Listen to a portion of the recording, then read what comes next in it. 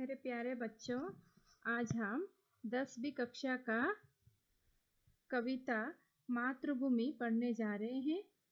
इस कविता को कवि भगवती चरण वर्मा जी ने लिखे हैं। इस कविता का आशय बताने से पहले मैं आप लोगों को कवि भगवती चरण वर्मा जी के बारे में कुछ बताना चाहती हूँ। तो पहले हम कवि परिचय देख लेते हैं।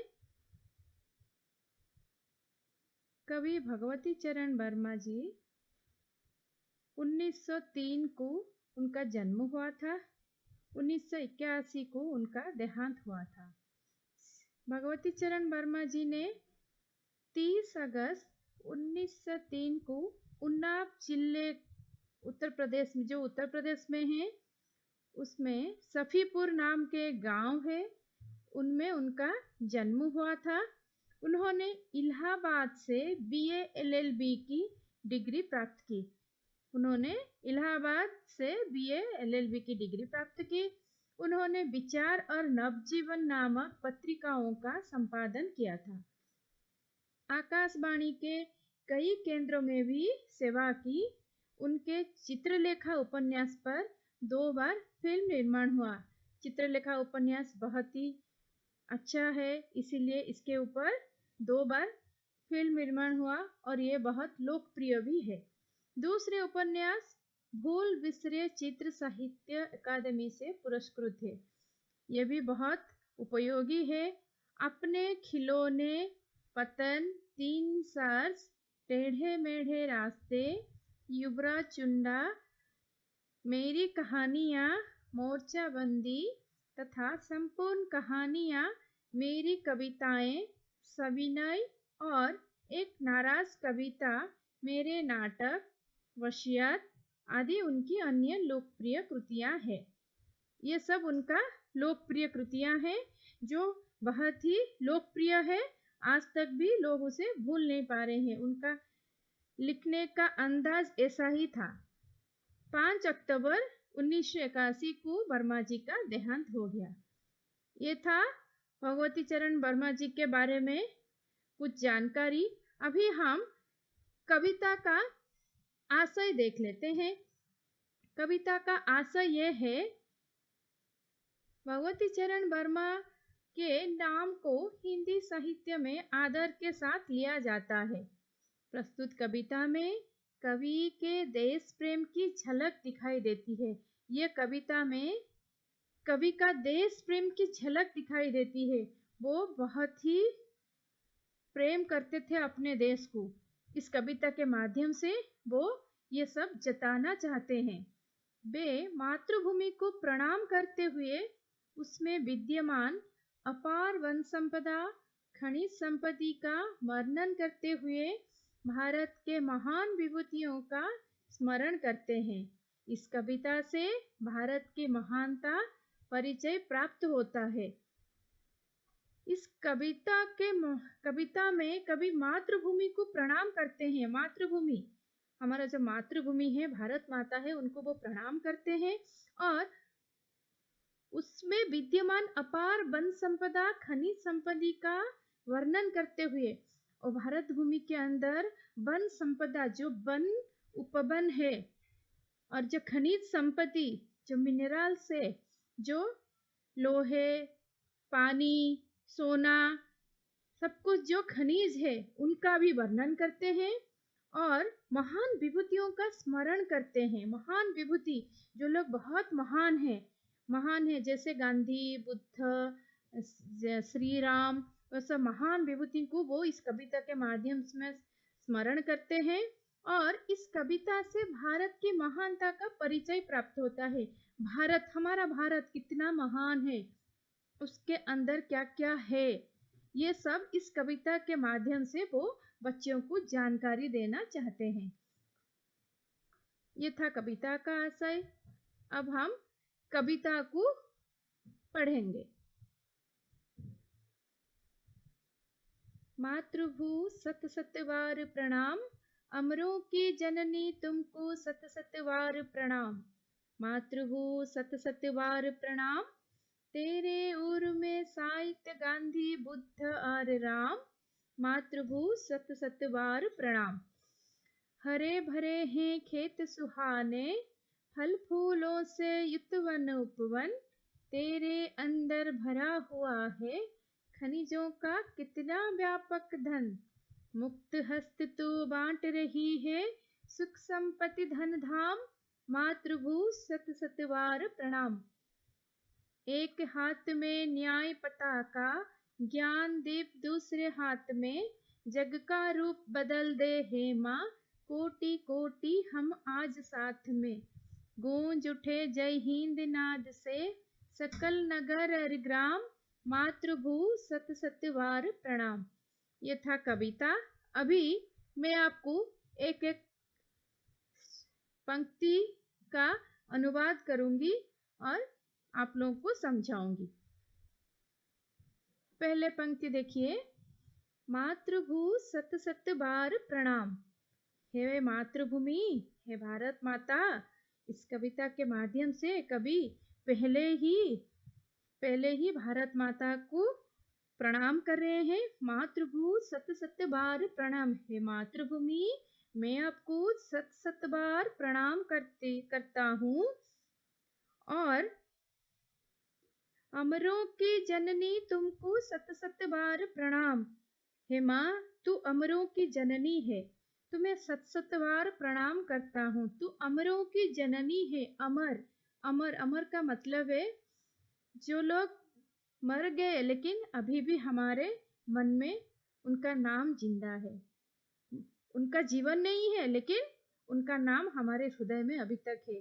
वो ऐसे ही व्यक्ति जिन्होंने तुम्हारे पावन आंगन में जन्म लिए हैं, वैसे ही मातृभूमि तुम हो। मैं तुम्हें सत सत बार प्रणाम करता हूँ। मातृभू सत सत बार प्रणाम। हे मातृभूमि, मैं तुम्हें सत सत बार प्रणाम करती हूँ। तेरे उर में साहित्य गांधी बुद्ध और राम, मातृभू सत सत बार प्रणाम। हे मातृभूमि, तुम्हारे हृदय में गांधी बुद्ध और राम विराजमान है। तुम्हारे हृदय में, तेरे उर में, उर मीन्स हृदय, हृदय छाती, तुम्हारे हृदय में साहित्य सोया हुआ है। कौन? गांधी बुद्ध और राम। गांधी भारत के जैसे हम लोग जानते हैं कौन कौन सी महान व्यक्तियों ने भारत को स्वाधीनता दिलाई है, तो उनमें से गांधी का नाम पहला आ जाता है। और ये तो हमें बड़ी गर्व की बात है। हम लोग ऐसे महान व्यक्तियों को हमारे भारत में पैदा होने का मौका मिला। तो गांधी, बुद्ध, आप सभी तो बुद्ध के बारे में जानते हैं, उनके महानता के बारे में जानते हैं। और राम, श्री राम रघुकुल में जन्म लिए थे और वो कितने महान काम किए हैं। तो वैसे ही गांधी, बुद्ध और राम तेरे छाती में, तेरे हृदय में सोए हुए हैं। मातृभू सत सत बार प्रणाम। वैसे ही मातृभूमि, मैं तुम्हें सत सत बार प्रणाम करता हूँ। अभी हम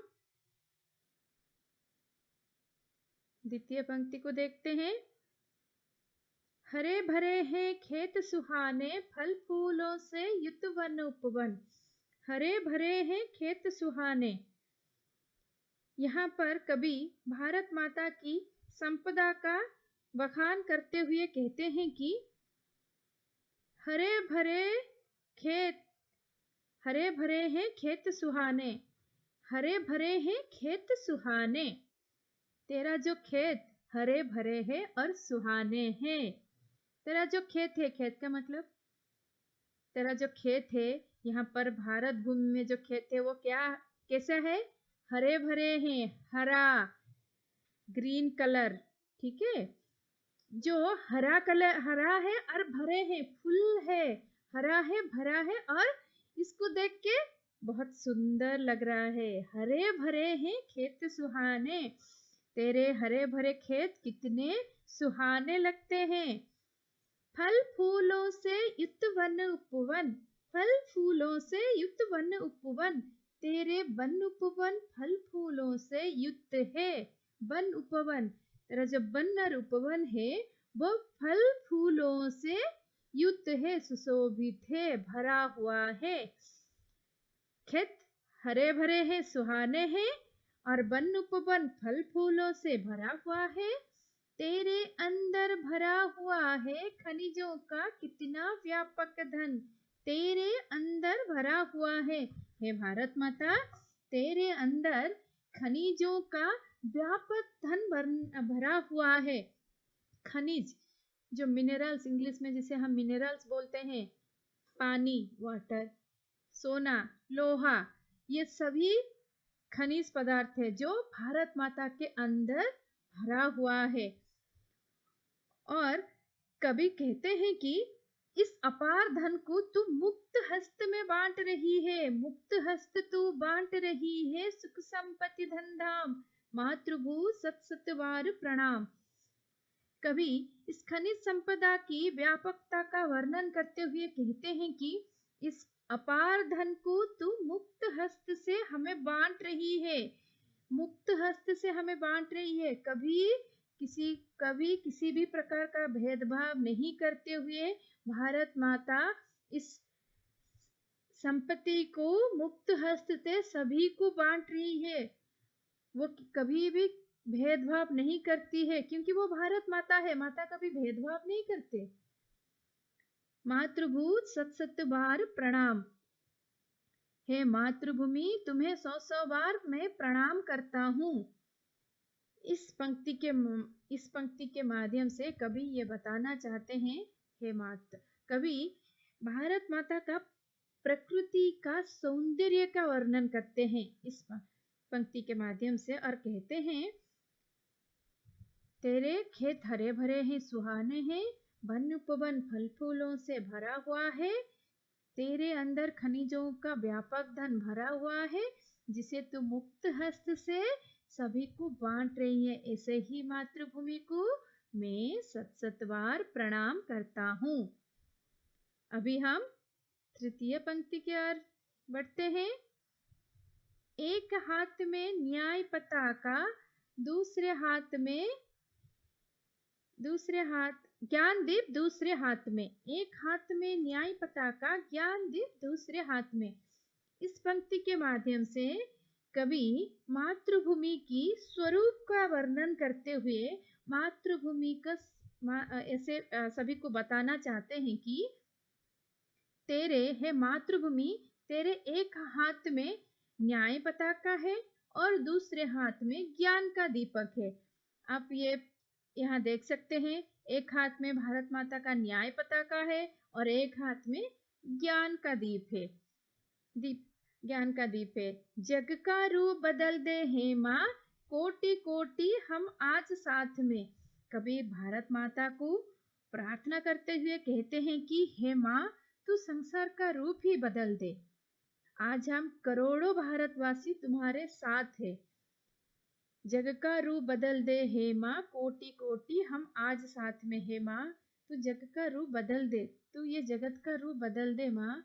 हम आज कोटि कोटि करोड़ों करोड़ों भारतवासी तुम्हारे साथ है। गूंज उठे जय हिंद नाद से, सकल नगर अरि ग्राम, मातृभू सत सत बार प्रणाम। गूंज उठे जय हिंद नाद से, हे माँ, जय हिंद का नाद चारों ओर गूंज उठे और यह नाद भारत के ग्राम ग्राम, नगर नगर तक पहुंच जाए। ये हे माँ, तेरा जो जय हिंद का नाद है गूंज उठे, ये हर तरह, हर गांव ग्राम, सकल नगर और ग्राम, हर नगर में, हर ग्राम में ये जय हिंद का नाद गूंजना चाहिए। और ऐसे ही मातृभूमि को मैं सत सत बार प्रणाम करता हूँ।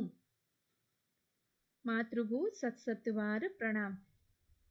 आशा करती हूँ आपको ये मातृभूमि का कविता पढ़ने में और समझने में कोई दिक्कत नहीं होगी। अगर आपको कुछ अलग तरीके से चाहिए तो मेरे कमेंट बॉक्स में आप पूछ सकते हैं।